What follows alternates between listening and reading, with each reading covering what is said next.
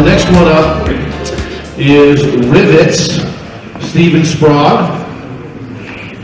And Steven, again, a little personal tidbit, and then go in. Thank you, everybody. Thanks for coming, and thanks for waiting for us. Enzo asked for a personal tidbit, so I'll give you a personal tidbit. I have the proud title of the 1987 Girls Downhill Ski Champion, because under Title IX, there were only two guys in my high school class, so they let us race on the girls' team, which was really quite excellent. Sorry about that. So what is Rivetz? Before this set of panels, we had a conversation about how do machines have money. This is how machines have money. It's really important to understand that in digital money, we've actually been screwing up for about 30 years. Everybody feels safe in your e-commerce transactions so far. Everybody knows that you can't take your EMV smart card, plug it into a laptop with a smart card slot, shop online. We have the opportunity now to fix this. And what Rivetz is about, I come from 20 years of the trusted computing space. We've helped ship 2.5 billion devices with hardware security already in them. And we're now putting that to work using the blockchain as a mechanism to give you truly advanced cybersecurity going forward. So security is not an add-on, security is built in. And so we've shown some of the most advanced cybersecurity transactions ever done in e-commerce on a blockchain a year ago, October. So what's the challenge? A known device in a known condition with a known set of controls and a known user. And so that it's actually about managing devices and not just the user identity. The device is what forms the instruction, whether it's in an e-commerce transaction or it's an IoT instruction. And so our devices are going to need money. But as part of needing money, we're also going to need to control the policy. So we introduced the concept of the RBT token. And the token is not only how we fund, but how we operate cybersecurity controls, so my device can ask, am I allowed to spend this money? And then my device, in its trust systems, inside the silicon of the chipset, on today over 500 million phones already deployed, we can then release the use of those funds.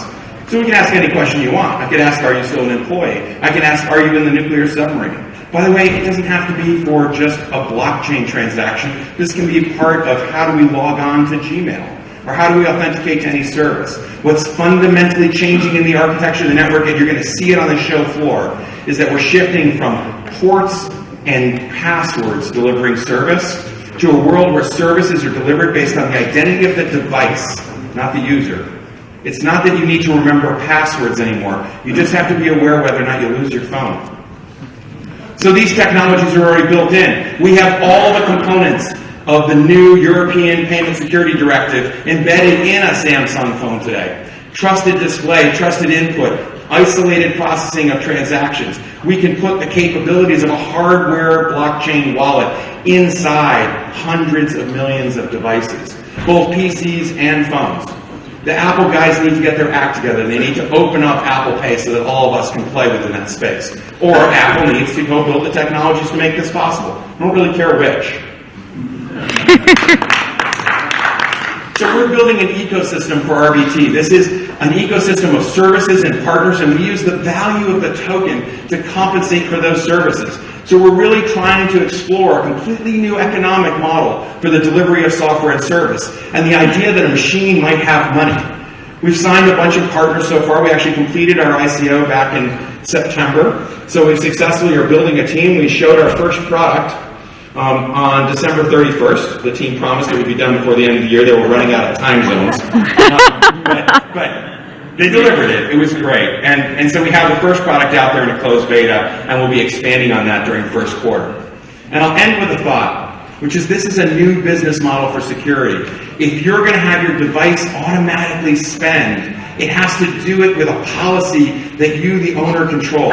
You need to tell your device about its allowance and what it's allowed to spend its allowance on. Otherwise, any good-looking bot coming by is going to strip all the money out of your phone. So this is an opportunity for a new model of machine-to-machine money with policy, controlled by the owner of the device, so that we can, before a transaction is spent, assure that the transaction was intended. With that, thank you very much.